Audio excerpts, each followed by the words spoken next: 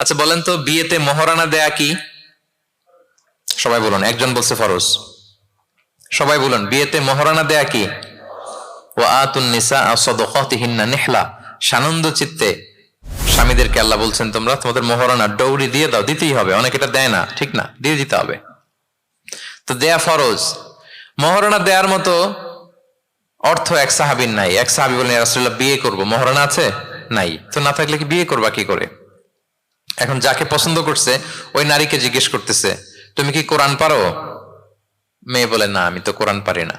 তো যিনি যে সাহাবী বিয়ে করবেন ওনাকে বলেন, তুমি কোরআন পারো? হ্যাঁ আমি তো অনেকগুলো সূরা পারি।